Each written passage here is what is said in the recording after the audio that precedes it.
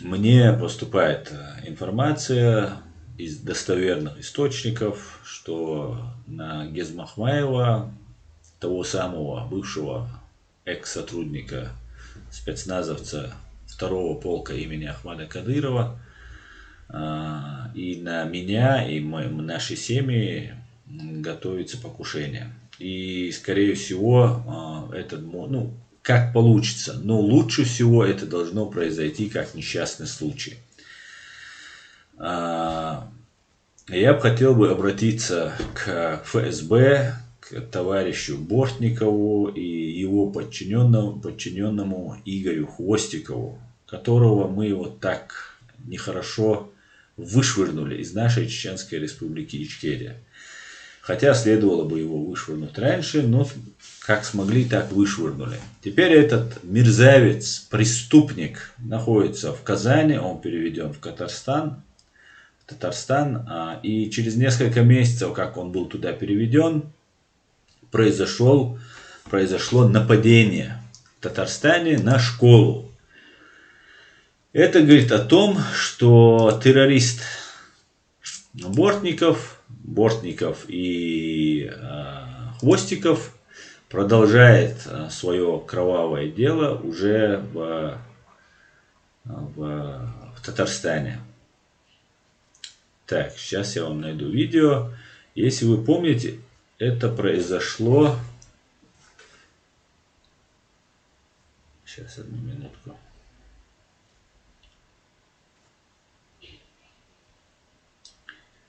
Это произошло в мае.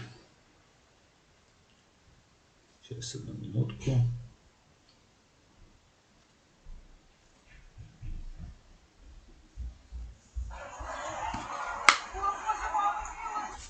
Так, одну минутку. Вот оно, это видео.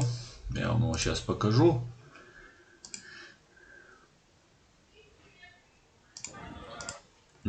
Так, сейчас, одну минутку.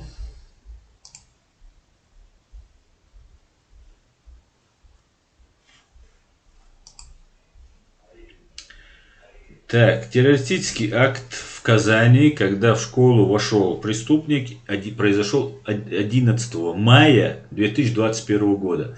Как известно, террорист Игорь Хвостиков был переведен из Чеченской Республики в Татарстан во второй половине 2020 года.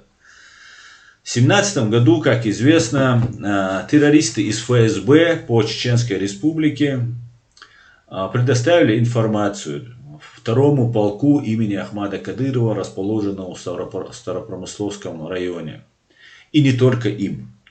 В эти дни, конец 2016 года, это декабрь, январь, начало 2017 года, по Чеченской Республике были задержаны несколько сот молодых людей.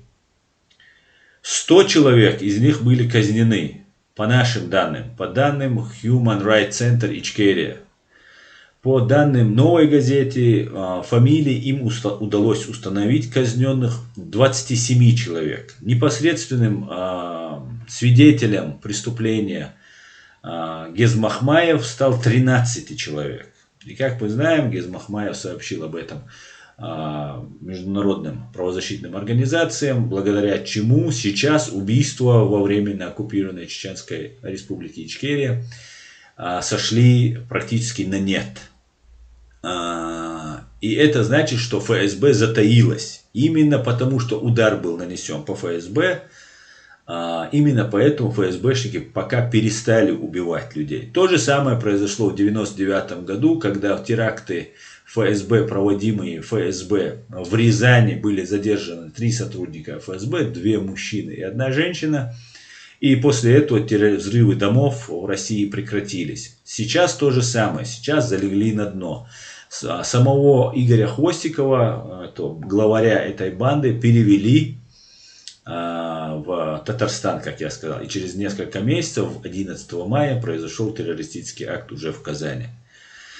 когда сумасшедший представлялся Богом или голоса от Бога слышал и просто начал расстреливать людей. Приблизительно то же самое по отношению к легко внушаемым людям происходило во временно оккупированной Чеченской республике Ичкерия.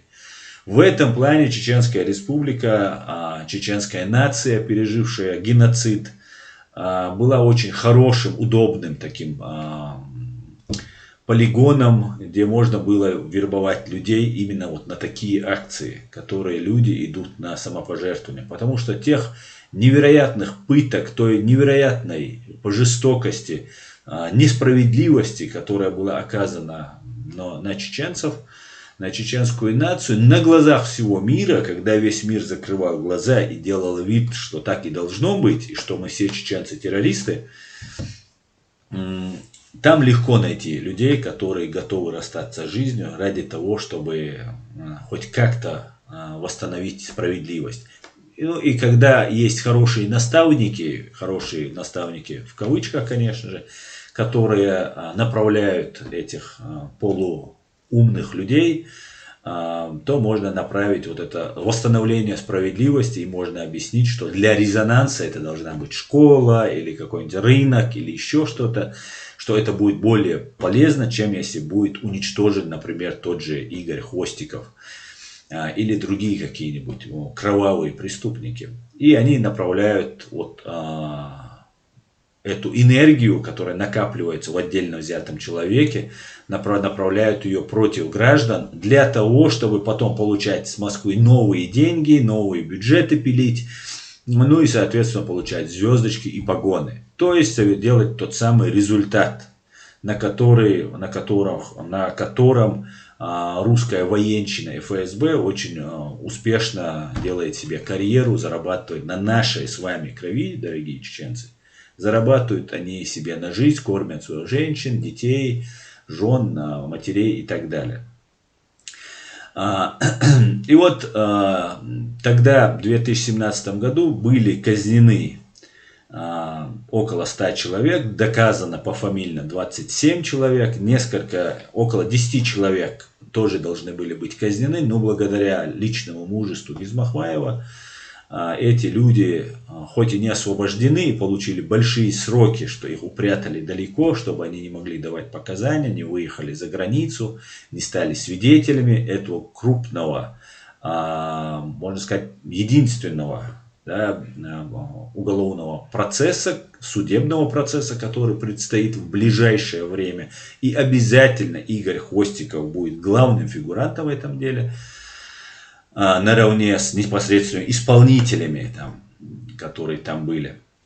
Будет и Игорь Хвостиков. И вот им тогда удалось спасти около 10 человек. Тогда вы помните, когда было начато вот это разбирательство, с Москвы были направлены правоохранители, комиссия специальная, международная комиссия, как известно, 16 государств, которые подписали меморандум о включении их в так называемый московский механизм, эти страны, представители от этих стран, за мониторингом за правами человека во временно оккупированной Чеченской республики Ичкерия. И вот благодаря этому удалось тогда этих 10 человек не казнили. И если вы помните, Аюб Тетиев, представляющий мемориал в Чеченской республике, ему были подброшены 60-летний мужчина, которому были подброшены наркотики, и он отбыл 2 года лишения свободы. Был таким образом ФСБшниками наказан только лишь из-за того, что он выполнил свой гражданский долг и свои прямые правозащитные обязанности. Вот такая вот ситуация развивается. И вот я хотел бы обратиться к товарищу Бортникову и товарищу Хвостикову. Ваши фамилии известны, да, у вас очень сильная организация, вы очень долго убиваете людей, уже, наверное, 4-е и 5-е поколение вас, мерзавцев и подонков, которые убивают и русских, и нерусских, и всех, кого вам получается убить. Вы садисты, вы те самые террористы, которых вы называете других людей, целой нации называете так. И возмездие будет неминуемо, неминуемо. Лично Игорь Хвостиков, тебе придется понести ответственность. И в этой жизни, и в следующей. Без сомнения. В Казани ты спрятался, поменяют тебе имя, и там документы сделают, засекретят тебя или переведут. Несмотря на это, ты лично, Хвостиков, до конца своей жизни будешь трястись. А когда-нибудь придет старость, даже если мы не сможем тебя вытащить сюда, в Европу, и доставить тебя в международный суд, рано или поздно придет старость, и ты будешь один, и в один прекрасный день к тебе постучатся чеченские правоохранители, которые рано или поздно тебя доставят, потому что ты уже засветился. Как бы ты ни пробовал спрятаться, как бы ты ни пробовал прикрываться кадыровцами, там, этими предателями, так получилось, что ты засветился. Не получилось у тебя так массово убивать людей и оставаться безнаказанным. Да? Ты засветился. И почему ФСБ стоит за этим делом? Я приведу только вот краткие несколько факты, которые есть у меня в распоряжении. Один из этих фактов заключается в том, что та информация, которая была предоставлена второму полку имени Ахмада Кадырова, была предоставлена о тех лицах, которых они подозревают там, исламизме, каратизме и так далее, была получена от ФСБ. Те фамилии, которые были, и были ими в списке указаны адреса, указаны именно ФСБ. И по этой информации отрабатывал эту информацию именно инструмент ФСБ, второй полк имени Ахмада Кадырова. Очень удобно прикрыться Ахмадом Кадыровым, когда ты реально являешься второй полк имени Бортникова или Хвостикова. На самом деле это было так. Затем этих молодых людей доставили в часть, их там пытали. Все это время, когда их пытали, туда приезжали сотрудники ФСБ. Некоторые из них были чеченцами по национальности, некоторыми не были чеченцами. Но эти люди очень долго допрашивали, находились и иногда оставались ночевать именно вот этому второму полку. Или допоздна работали, записывая показания тех, кого они пытали и так далее. Лепили дело, как говорится. Затем, после того, как было принято решение казнить этих людей, да, после того, как из них всю информацию выудили, нужно было отправить телефоны. И вот, и нужно было сделать так, сделано было следующим образом. Этих людей казнили, непосредственно кого вот определили для казни. Перед казнью их заставили подписать протокол о невыезде, да, постановление было подписано, что они отпускаются. И эти люди были казнены. Затем их телефоны были отправлены в Сирию, и уже из Сирии они начинали, оттуда с их телефонов начинали приходить смски, что мы добрались до джихада и так далее, и так далее. Это очень удобно еще для того, чтобы внедрять своих людей под видом тех, кого казнили.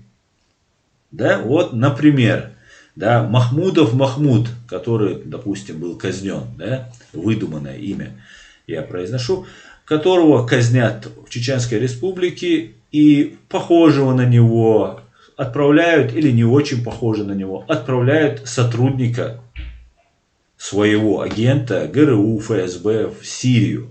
С документами, куда вклеена фотография Махмуда Махмудова или этого человека. Данные все Махмуда Махмудова. И никто не говорит, что Махмуд Махмудов убит.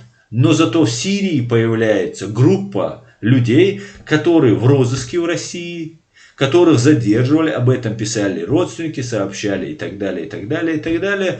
И этот человек говорит, для безопасности своих родственников я с ними на связь выходить не буду, я там сторонюсь, но я это вот Махмудов Махмуд, говорит, допустим, сотрудник российской какой-нибудь спецслужбы. И таким образом там уже в Сирии они могут вновь приехавших и других как угодно ими управлять, собирать информацию и так далее, и так далее. Это один из методов, который применяется вот этими Хвостиковыми и другими террористами и мерзавцами. Для того, чтобы перед тем, как казнили, вот этот постановление, протокол, который им подписка о невыезде, точнее сказать, которая была им дана для подписи, была отправлена прямиком из ФСБ.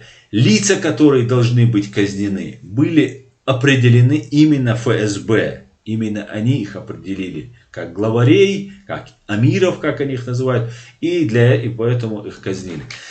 Поэтому у меня нет ни малейшего сомнения, и, конечно же, в суде, Хвостиков, ты можешь прыгать, и вся ваша ФСБ может прыгать, и на ушах вниз головой стоять, но это уже в материалах дела, и ничего это уже убрать не может. Да? И абсолютно нам плевать, убьете вы нас, убьете вы всю нашу семью, нам глубоко плевать. Мы никогда не отступим от правды. Никогда. И если вы преступники, и это будет доказано судом, вам придется это услышать в обязательном порядке.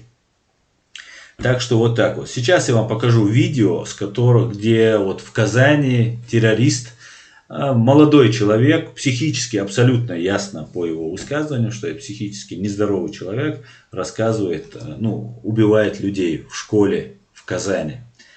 Минутку внимания.